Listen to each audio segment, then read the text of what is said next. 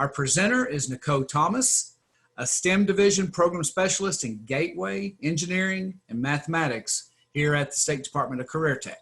Nacoe taught mathematics for 20 years at the high school level, along with being an adjunct at Oklahoma State University and Northern Oklahoma College. She's been with the agency for a little over 2.5 years as a specialist in the STEM division. And Nacoe's passion with her job is creating content for teachers to deliver material in a unique way that will in turn engage student participation. Nacoe, the Zoom now belongs to you. All right, great. Good afternoon, everyone. I am going to start sharing my screen, and I want you to go to your browser and open up 5 tabs and type them in, the tabs that you should be seeing on your screen right now. And these are the resources that I'm going to walk you through as we set up an escape room for you to have your students play on the first day of class as a get to know you type of game. I'm going to cover the very basics here. I will talk to you about how you can make it a little more than what we're seeing today, but with a time limit like I have, I just want to cover the basics with you. If you have any questions along the way, please just enter them into the chat and we will get going that way. I am going to create this digital game on Google Sites. So if you don't have a Gmail account, then you're not going to be able to do what we're doing. You can create one while I'm talking by going to mail.google.com. You can use any website platform. This is just the one that I've chosen to use because it's free and it's so dynamic. Most teachers are used to either having seen Google options before or actually using the whole Google Classroom suite. So that's what we're going to do. And while you're opening those browsers, I do just want to point out, if you've never done a digital escape game, they're very similar to the real escape games that you can go through, but everything is digital. And because everything is digital, you have to monitor your students while they're doing this, because you could have a real smarty pants in the classroom that knows how to get behind the HTML code on your site and find all the answers and be done in 2 minutes. So it's not necessarily a task that you want to just throw out there and then disengage. You want to be leading them through this. And typically when I do this in a classroom, I put my students in groups of 3 or 4. I make sure that everyone has a device, whether that's a laptop, a computer, or some kind of tablet. And the reason that you want them to have their own device is because part of doing a digital escape room is for them to learn how to problem solve, how to collaborate, how to think critically, and kind of develop those soft skills that industry is looking for. You can do escape games from from your content area to a career search to a company investigation. You can pretty much make a digital escape game for anything that you want to expose your students to. And the fact that they're having to work in groups and that they're having to collaborate on it is what's going to pique their interest and draw them to it and keep them going. It's also a way to differentiate in your teaching depending on the types of clues that you give to them. So we're gonna go ahead and get started. And I want to make sure that that's how you change a screen. So can you guys nod and tell me if you're seeing something different? No? Okay, let me stop this share and then share again, because I want you to be able to see my tabs. All right. Here we go. So the first one that we're going to start on is sites.google.com. And when you are on it, it could look like this or it could look like the classic version. Either way, it doesn't matter. If it's this version, we're going to start by clicking this plus sign right here. If you've got the classic version, your plus sign will be in the bottom right-hand corner instead. So when you click on the plus button, it brings up a brand new site. And everybody's site should look just like this. And if at any point you can't see what I'm talking about, if my screen has not switched, please let me know. So everybody's site will look like this. You can pretty it up a little bit, but we're just gonna go with the basics. So what I want you to do right now, before we get started, is I want you on a piece of paper to write down 3 things about yourself. And here are the 3 things. Your favorite color. If you have a pet, your pet's name. If you're not into animals, maybe your favorite hobby, either one of those 2 things. And then your birthday. And those are the 3 clues that we're gonna build on our site today for your kids to discover about you. Now, right now, if you're thinking, I don't want them to know my birthday or something crazy like that, you can go in and change it later. That's just what we're gonna try to build today. And it's a way for me to show you the most that I can in the short amount of time that we have. So your favorite color, your pet's name or your favorite hobby, and your birthday. Okay, all of those pretty non-threatening information. So go into where it says your page title and click, and you're going to put your name in there. Okay, I'm going to be Mrs. Teacher today.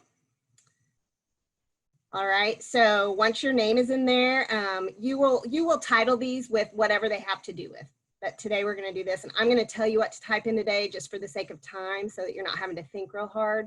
But you can always go in and edit this. Okay. So a couple things up here in the left hand, you will see enter a site name. Okay. And usually I name my site with regard to what the game is about, because that is how Google is going to create the URL later. For this one, I'm just going to put demo. And when I hit enter, it changes the name up here as well. You have a button where you could add your school logo. Okay, kids might find that really fun. But this is as basic as we're going to get today. Now, I will tell you that if you don't like the black background image, you can always put a picture back there by clicking change your image. They have preloaded ones, and then they have an option for you to upload, but please don't start doing that right now or you'll get behind. Another way you can change what it looks like is on the right-hand side up here where the themes button is. Right now we're in simple. You can click any of these and you can watch the color and the font change. Okay, we're not going to do that now, but you can do that later. So everybody sees the banner up here, and what we're going to do is we're going to create on this white space, and I'm going to refer to that as the canvas all day long. And there's a couple of different ways you can add to the canvas. You can double click on it and all of these options come up. Okay, T is for text box, and I want you to notice that that is also up here. These greater than and less than symbols, just because I'm a math teacher, are for embedding code, which you can also click on up here. You've got your Google Drive, your images, and then on the canvas, you can pull things in from the, that's your upload button. So what we're gonna start out with is text. We're just gonna go real basic. So if you click on it, we're just gonna type in what we want to start telling them about. A lot of times you're gonna come up with something really creative and imaginative to spark their interest, but today I'm gonna say, welcome to Algebra 2. You guys get to see my weak typing skills, okay? Then I'm just going to say, you will learn several things about me by unlocking the clues on this website. The first team to complete the clue form below gets 5 bonus points on the first test.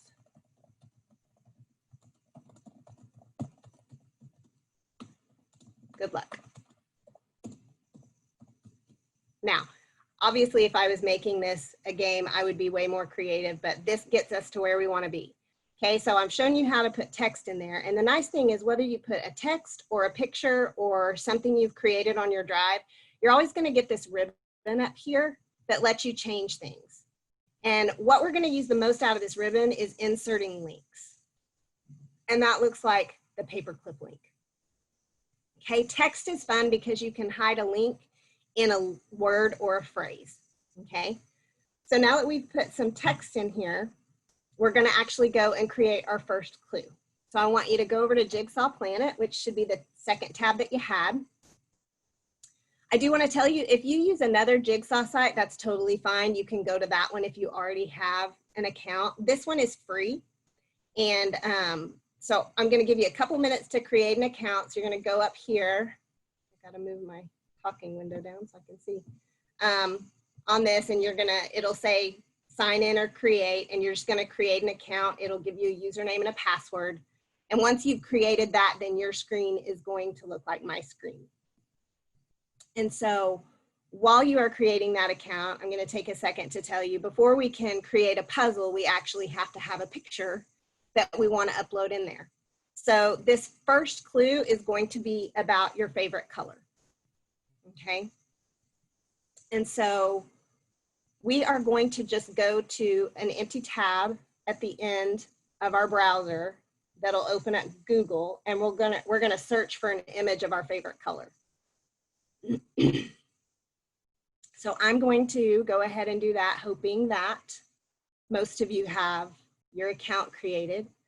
At this point, you'll be able to catch up with me if you're still in that creation process. But if we go to an open tab down here in the Google box, I'm just going to type, so my favorite color is blue. So I am just going to type in color blue images, which obviously I've searched before.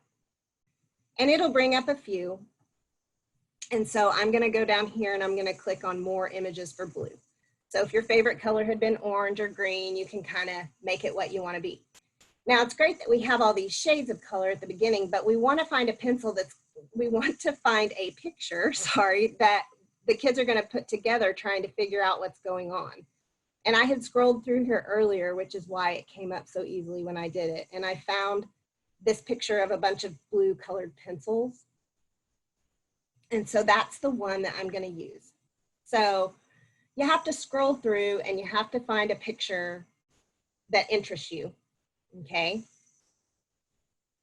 And then you're going to right click it and you're going to save the image as.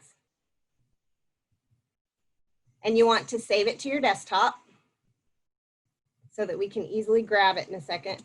And I'm just going to name mine blueimages.jpg. Nicole, Yes, just ma'am. real quick, there's a question in the chat about an alternative site. Some people aren't able to get to Jigsaw, me being one of them. I don't know if it's an agency thing or. It actually is an agency thing because I had to really beg and barter to get it onto mine. So if Jigsaw Planet's not coming to you, you might search on Google just for Jigsaw sites and see if anything will come up for you. I will tell you, if you're on an agency computer, that if you're on your MiFi, you might want to connect to your regular home internet, because it won't block it that way. But if you're using an agency MiFi, it likely won't let you get to any Jigsaw site. I'm on my home and it still won't let me. So it's okay though. No worries. Yeah, you can Google it somewhere. And if anyone else is having trouble with that,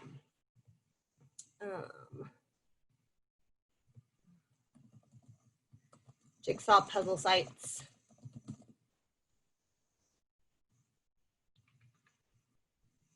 And you want to be able to create them and not just put them together. So jigsawpuzzles.com, jigzone.com, I've seen that before.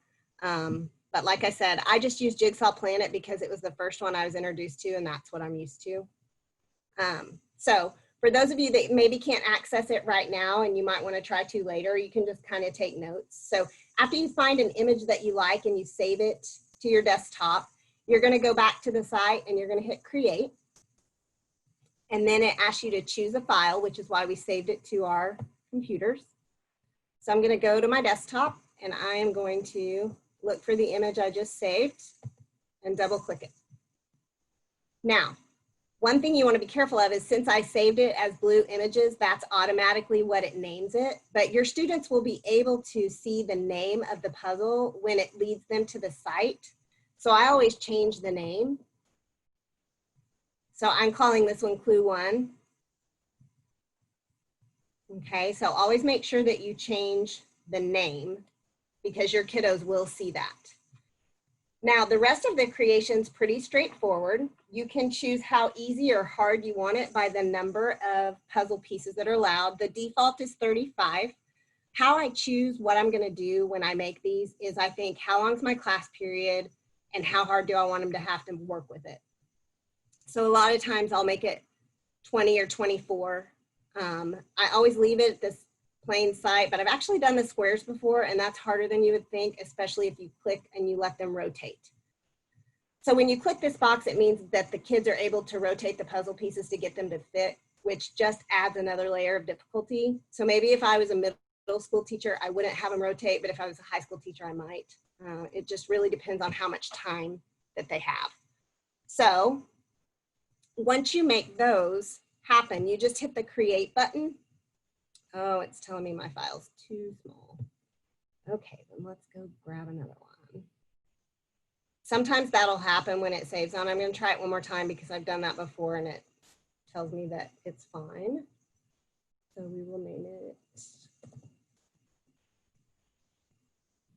Okay, so I'm going to go back over here to Blue Images. Of course, something's bound to happen. I'm going to grab something different. Okay, and just for the sake of time, I am not really crazy about fish, but that's the one that I'll try to use. So I'll go back over here and grab that one and hope that maybe that one's big enough. We still don't want them seeing that word. I don't think that's what just images. There we go. Okay, maybe we'll be able to get it to work this time. So you hit create. Oh, it still doesn't like it. Okay, I did this yesterday, y'all, and I didn't have trouble. Let's double click on it like this. And now let's take it from here and see. Nicole, we had one quick question. Some of them are having a little bit of difficulty and getting a little behind. Will you be able to provide some maybe detailed step-by-step instructions in writing? Absolutely. And I recorded myself doing this the other day. So I will have a video that they can link to on YouTube if I can ever get my image to be big enough. Well, and these can be rewatched too, but we just want to make Absolutely. Yes. Okay, great. So Thank you. that is not what I wanted to do. There we go.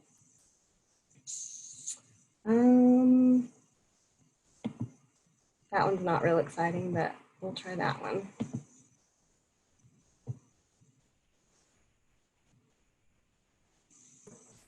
At Orange Theory, that's a splat, which means you're burning calories. So, hey, we'll take it, right? I'm sorry, you guys, that I can't remember which one I uploaded the other day. So let's give this one a whirl. Yay. Okay. I've never actually had it tell me before that my image was too small, which is kind of crazy. But when your kids, when you put the link in your site, this is what your kids are going to see. Okay, all these pieces can be dropped and dragged and they can put it together. They're going to have to use their critical thinking skills to decide what clue this is going to lead them to on the form that we'll create in a little while. So once you create your puzzle, it actually saves to your account forever unless you tell it not to. And as tempting as it is to put it together right now, especially for any of you puzzle lovers, I'm just going to say, don't do it. Okay, don't do it. So we are going to go now and hide a link to this puzzle onto our site. And so how you do that is you click your share button and we're going to go down to embed and you click that. And then you want to pay attention to this first part right here because this says when it puts the link in, it's going to put the image with it too. And we want to uncheck that because we don't want our kids to know what they're putting a picture together of. Okay. And I do want to say for anyone that's having trouble with this particular clue, just sit back and relax and take notes until we get to the next one, especially if you're not able to open another Jigsaw site. And you'll be able to walk back through it when the video is posted later. So down here, we're gonna go, it gives us a URL address. So I'm gonna select the code and I'm gonna copy it. Okay, so I'm gonna copy that code and I'm gonna go back to my site page. And I'm gonna decide where I'm gonna put it. So I'm gonna highlight the phrase unlocking the clues. And I'm gonna click that link icon that looks like a paperclip. And whenever I do that, it gives me a line to paste the URL that I just copied. So we're gonna paste it right there. And then we're gonna hit apply. Once it's applied, the words do change color and they do become underlined, which is a great way for the students to realize, oh, maybe I should click on that. Maybe that's gonna take me somewhere, okay? And when I'm creating my own games, as I go through clues, after I get that on there, I'll come up here on the top ribbon where it says preview, and I will see what it looks like. And so this is what my site would look like as the kids were in it. And so then I click the link I just had to make sure it goes where I want it to. Okay. Now, once you put the puzzle together, since you're the owner, every time you click on the link, it will look like the puzzle is completed. But every time the kids go to it, because they're not you, it will be broken up like this. So you don't have to worry about, well, how are they gonna get a picture that's already put together? No, they're not. Okay. So the first clue on our website is our favorite color, and we're using some kind of Jigsaw site, creation site, to put a picture on there. Okay. Now the next clue that we're going to put on there is our pet's name or our favorite hobby. So we are going to go to hangmanwords.com. I had a lot funner of a site planned, but it quit working 2 days ago. So that's the other thing with digital games. Once you create something, you always want to go back and check the site every couple of months because you never know when things on the internet are going to change. But what we're seeing at this site is a big box down here for you to put a whole bunch of different words, okay? I'm gonna go ahead and use my dog's name. Her name is Lizzie. If your favorite hobby is hunting, then maybe you type in hunting, okay? Whatever it is that you want them to uncover, your pet's name or your favorite hobby. And once you type it in there, you have to take out all the words that were in there before. And once you type it in there, you're gonna hit submit. And once you do that, it automatically gives you a link, okay? So you just type in a word, hit submit, it gives you a link. So again, we're gonna copy this link and we're gonna go back to our site. So text is one way to hide clues, but another way to hide clues is by using pictures. So I'm going to X out of my preview mode so that I have all of my editing tools back. And I have an extra, there we go. Okay, so I have an actual picture of my dog, believe it or not, on my Google Drive. And so I double clicked on the canvas and I clicked my drive and I'm going to type in her name. Oh, there she is. Isn't she so cute, you guys? Love this dog. So we have a real quick question. Yes. Someone said they didn't have images as something to uncheck. Can you repeat that step for adding the embedded code? Absolutely. Yeah. So when we got to this page right here, we clicked embed the puzzle. Okay. So let me see if it'll let me go back a screen. Yep. So on the share button, we're going to click embed. And when you're on that page, the very first thing you see is this option right here. Okay. And I unclicked the image with link so that it would take the picture off of it. We just want our link to be in text.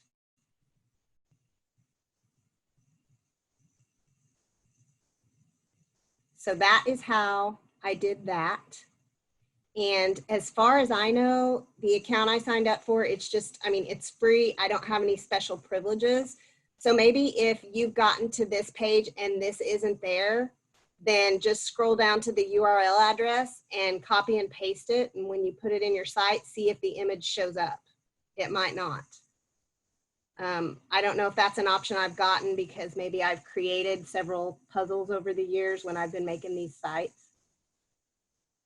So hopefully, if you don't have this option, follow the rest of the steps. Just copy this URL and take it back to your site and paste it. Okay, Joanna said that hers was violating terms of service when trying to share or embed. Wow. I don't know. I've never had that, so I'm not 100% sure. Okay.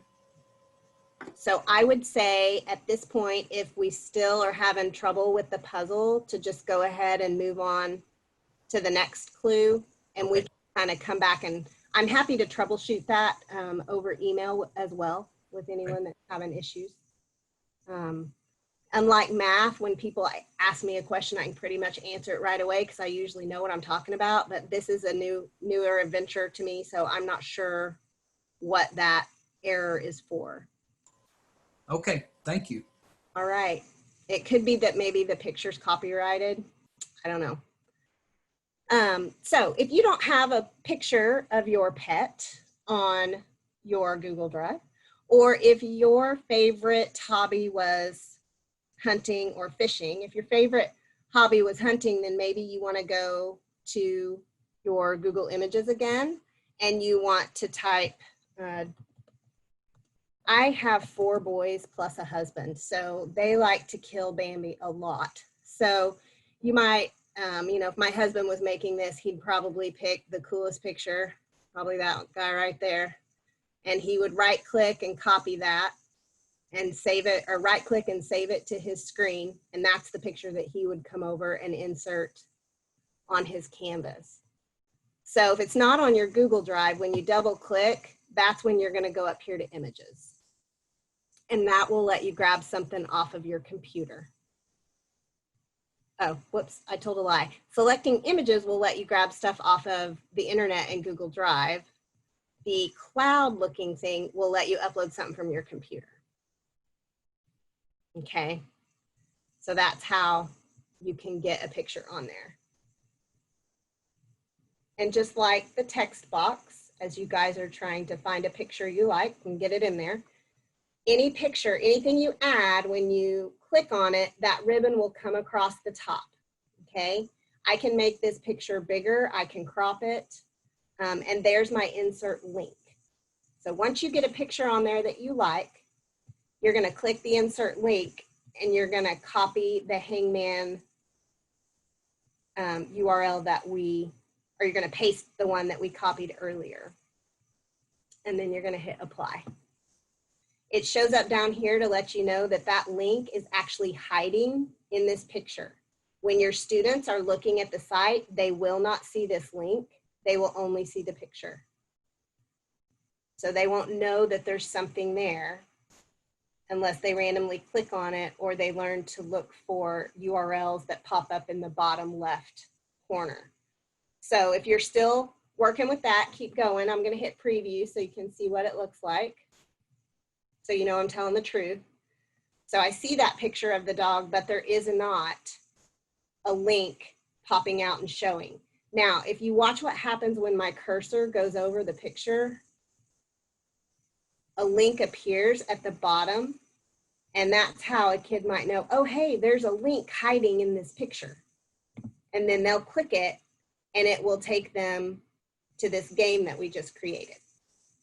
Okay, now, either way, they're going to know the answer by the end, whether they get hung or not, because I was hoping they wouldn't when I was messing with it the other day, and they do. So if they die on the hangman, they still will see the clue at the bottom. So remember, it's the first day of school. We don't want to stress them out too bad. So they don't have to keep playing to get it. Okay, do we have any other questions I can address right now? No, I don't see any right now. All right, so hopefully everybody has their second clue on their canvas, a picture of something that will lead them to the puzzle and understanding that it's something that you enjoy or that you love. The very last clue we're going to put on there is your birthday. And we are going to put your birthday on there by using the next tab that we have up there that I'm trying to figure out how to click on because I have my little screen sharing icon up there. So if you've never used Google Drawings before, it's really easy. We're just going to insert a picture in here, and it's not going to take very long at all. We are going to go up here and click the insert, and we're going to get an image, and we're going to search the web. So that's a 3 mouse movement. You're going to insert, choose an image, and search the web. And depending on what your birthday month is, that's what we're going to type in. So my birthday is September 8th. So I'm going to type in September calendar with no year.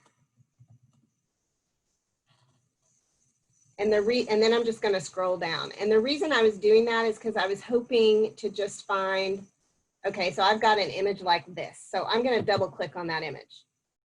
It's not the entire calendar, but it has my particular date on there. So I'll give you a few minutes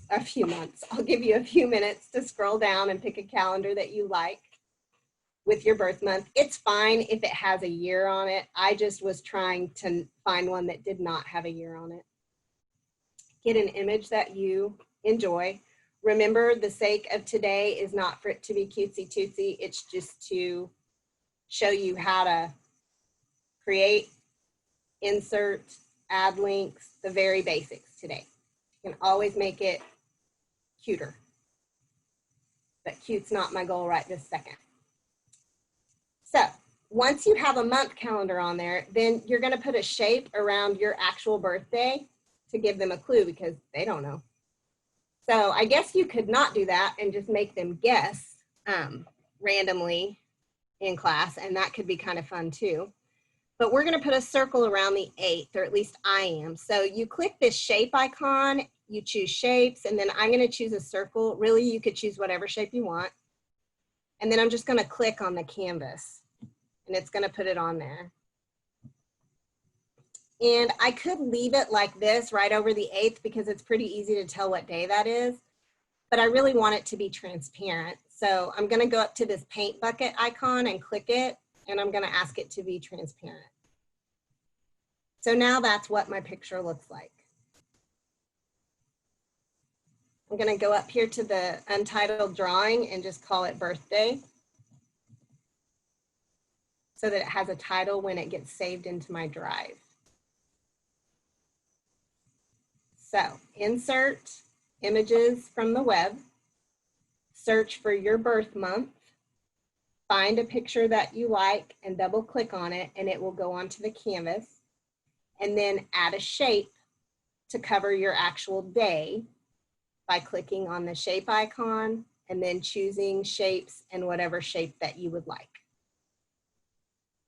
Okay, once it's created right there like that, before we go put it on our site, we have to make sure that everyone that looks at it can see it. So when we go up here to this share button, notice how when we hover over it, it says private to only me. And that's just the default of any drawing that we create in Google Drawings. So we're going to click that share button and it's going to open up this screen. And we just want to change right here to anyone on the internet can view if they have this link. Okay, that's all we want them to do. And then we can just click done. And now when you look up here, instead of the lock, it has a person and a link underneath it. So that means that anybody that gets this link can access it. Now we're not going to use the link because we're just going to grab it off of our drive. But if we don't change the sharing settings, then every time someone clicks on that picture, it's going to tell them that they have to request access, which is not what you want your kiddos to have to do. So now if we go back to our site and we double click, and I want it off my drive, so I'm going to click on the drive, and my drive's open because I grabbed Lizzie a minute ago. So I'm going to click on recent because I just created it, and that should bring it to the front. So there it is. If I double click, it puts it right on my site.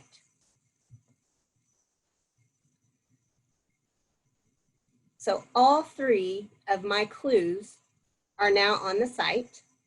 And if you'll notice, I told them in the directions at the top, the first team to complete the clue form below gets 5 bonus points on their first test. So the last thing that we have to do is create a form. And we're looking really good on time. So I want to go ahead and pause. And those of you that have asked questions or that might have an answer to a question that was asked of me about the terminating violations or whatever that earlier one was, can anyone speak to that, or has anyone had a similar issue like that?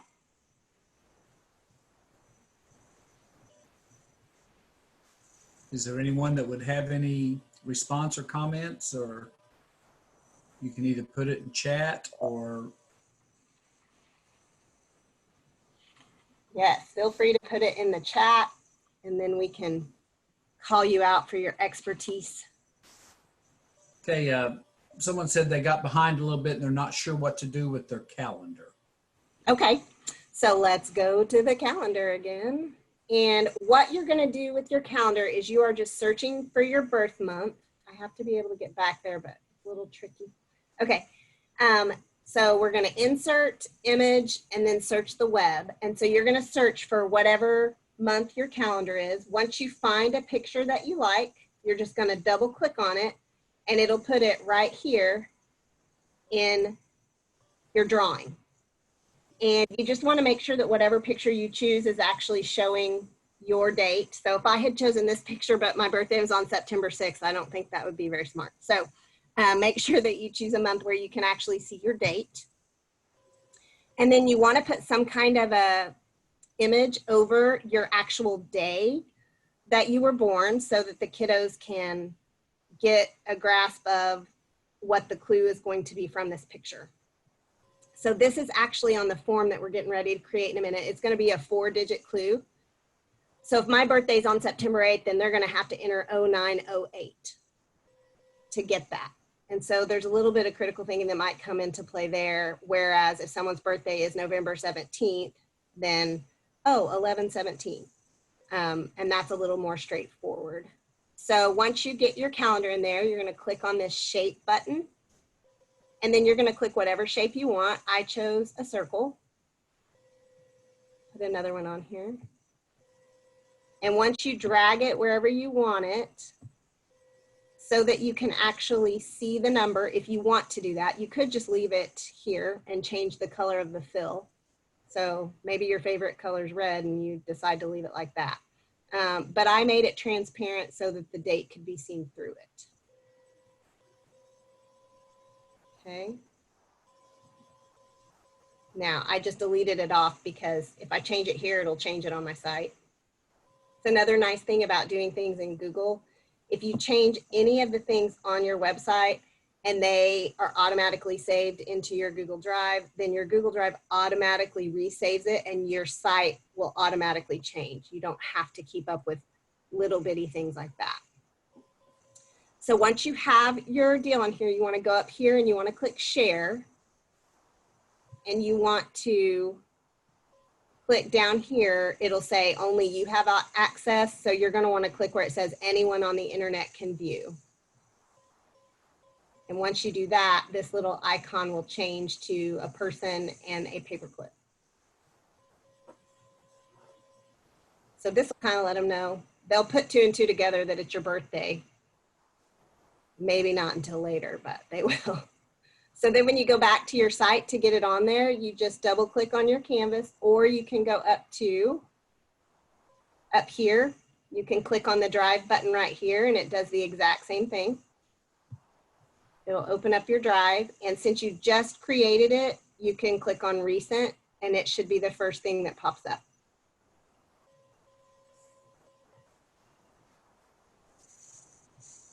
Okay, when you double click it, it puts it on your page.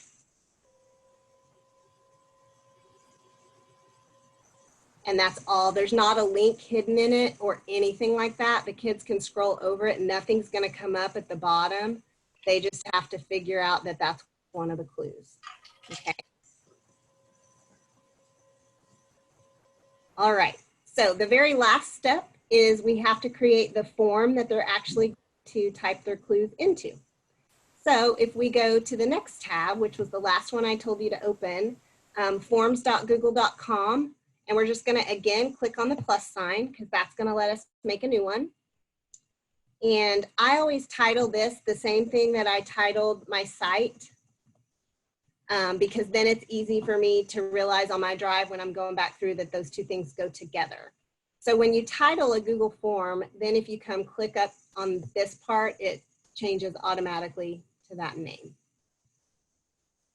Okay. Now, if you've never made a Google form before, it's really easy. We're only going to put 3 questions in here. Okay. And I'm going to talk you through it the whole way. So the very first clue is going to be our color. So mine was blue, so that has 4 letters in it. So I'm going to say 4-letter clue. Now, the nice thing about Google Forms is that it's very intuitive. And when I typed in 4-letter clue, it automatically knew that I probably wanted response validation. Response validation is what makes your kids have to type in the right answer to move on. Okay, it prevents them from just typing in whatever they want and hitting submit and telling you, I'm done first, we get 5 points, you know. They won't be able to move on if they don't have the right answer in there. So response validation, we don't want to remove it because that's what we want, but it's not a number. This is our color. So we're going to do text, and it automatically says contains, which is what we want. And so you're going to type in your color right here. And I encourage you to use all caps.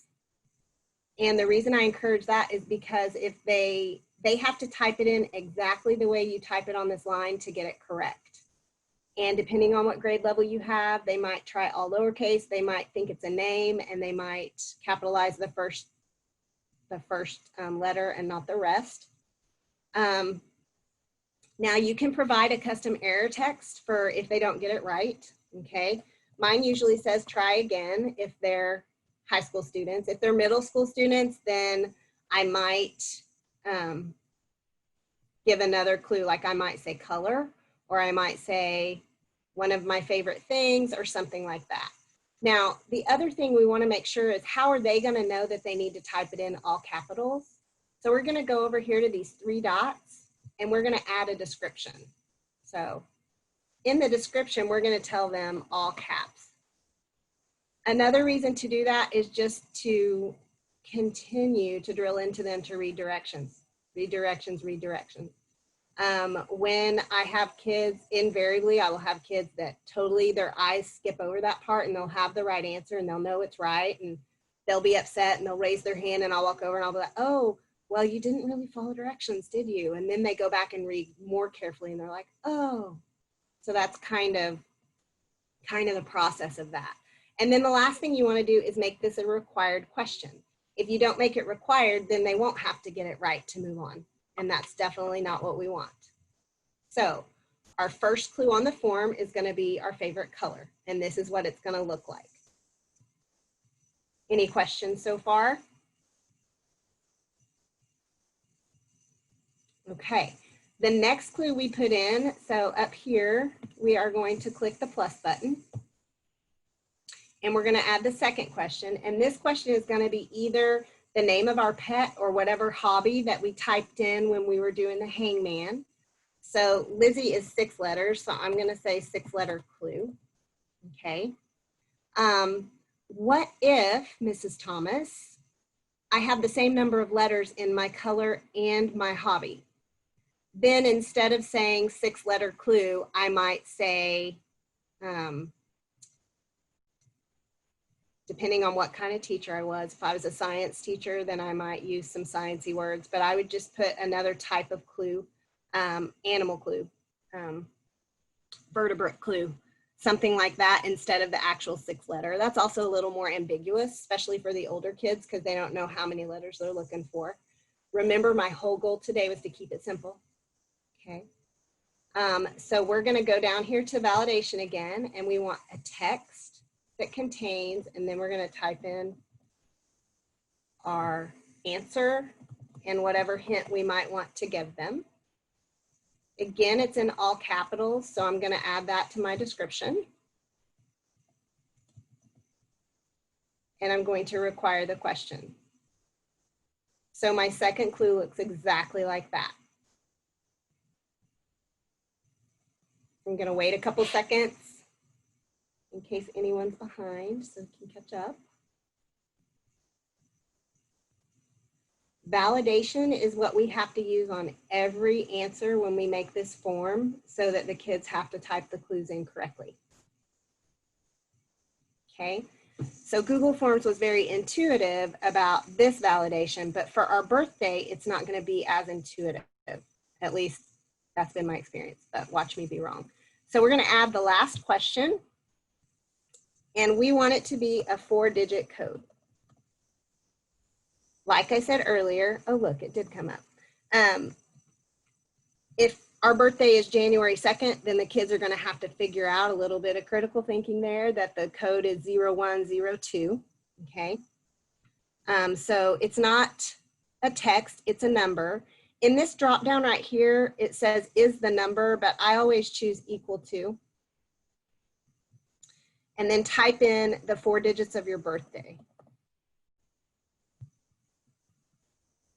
And then you could give them a hint here if you had a birthday that caused a little bit more thought process. The hint could be month, month, day, day. We don't need to include a description on this question because capitalization doesn't matter, but we do still need to require it. So one thing I'll tell you about codes, I have played a lot of these games to give me ideas to create a lot of these games, and the more you play other people's, the more ideas you're going to get. But with these forms, the more clues there are, the longer it takes the kids to complete. So just keep that in mind. If you're on a block schedule, you can have more clues than if you're on a 40-minute cycle. So just something to point out. You can also have kids write things down as they find them, like clues as they find them, in case they don't finish at the end of your class period, and then they could pick up where they left off the next day. So after you have your 3 clues in here, we're going to give them a congratulations message so they know that they got everything correct. So we're going to hit this equal sign right here, and we're going to add a section, and we are going to title it congratulations, if I can type. And then you could, to make it fun, put a picture in there. So I clicked the, let me close out so in case you didn't see that. Over here on the bar, there is an image icon. So I'm gonna click that, and I'm gonna Google image search, and I'm just gonna type in congratulations. See what I can come up with. Oh, look, it even gave me a happy birthday. We'll pick that one. So now when they get it ready, this is what they're gonna, or when they get it submitted, when they get all their codes right, they'll hit a button, and this is the picture that it's gonna show them. So they'll know that they did it right. Okay, so again, the way you get to that is after the 3rd clue, hit the equal sign so that they have another section. And basically a section just means it rolls to the next page. So it would be like having a 2-sided document. They'd turn the page over and it would give them here. So you can make these look a little bit fancier than this one does. I'm going to tell you how, but we're not going to do it. This icon up here that says customize the theme, that's going to let you can put a picture in the header if you want. They have pre-selects, or you can make your own. There is a pixel requirement. So if you upload one that's too small, it'll let you know. You can change the color. You know, blue's my favorite. There we go. You can also change your font. They have several different ones to choose from. So that there are some ways that you can fancy it up. We're just not doing that today because we wanted to make sure that we could get through the creation of it. So if we go back to our site page now, and we go back to our canvas down here, I'm going to pull that off my drive again, and I'm going to click recent. There's my form, and it puts it right there on the page for me. Okay. So again, if we want to preview it, know what it'll look like when we publish it. If someone went to the site, this is what they would see. Okay. This goes to the jigsaw puzzle that some of us were having trouble making, but don't give up. Don't give up. There might be a different site. This picture has the hidden link in it that goes to Hangman. And this is just a picture that they're going to look at and try to figure out how to get 4 digits out of that. Okay. So once you're happy with it, I always suggest to people, send it to somebody first to play to make sure that whatever you've created makes sense to somebody and not just you. And they can also find, like if you had forgotten to make this calendar shareable to everyone and you sent it to someone and they couldn't get in, they'd be able to let you know, oh, hey, you forgot to change your settings on this calendar. I can't see that, or it won't let me in or something like that. But let someone else play around with it. And then once you're satisfied with it, all you have to do is click publish up here on the right. And then it will tell you if you have a domain of your own, you totally can customize it. I do not. So it wants me, so I named it demo and it's not liking that. So it's wanting me to give it something else. So I will just say day 1. It's already taken. Day 1, fun stuff. Oh, look, there we go. So as you type in what you want it, notice how it put it behind the end of this URL. So that's what the people, this site is where kids are going to go to play my game. So when you start naming your address, if it's taken, it won't let you use it. So you just keep typing in creative, says, yeah, I'll use that one. So if I type in day 1 fun stuff and publish it, that means none of the rest of you can use day 1 fun stuff. So whenever you have come to that, you just hit the last publish button, and then it takes about 3 seconds and it says that it's ready to go. The way you share that link with people is through this link icon at the top. That will copy the published site link. So always click that, copy the link, and go to a different browser and paste it in there so that I can see it. So you will notice that my little pencil's down here, and that's just because I'm the owner and my computer knows it. If I sent that link to somebody else, they would not have this pencil right here that allows them to edit. That's just because it's on my page. Okay, and there is a very simple activity that your kids can do the first day of class to get to know a little bit about you. Like I said, you can go in and fancy it up if you want to. Another way to change some things is on each section, you'll notice there is a background palette, and that can let you change what things look like. So I just changed the colors behind that, and you'll see that at every section.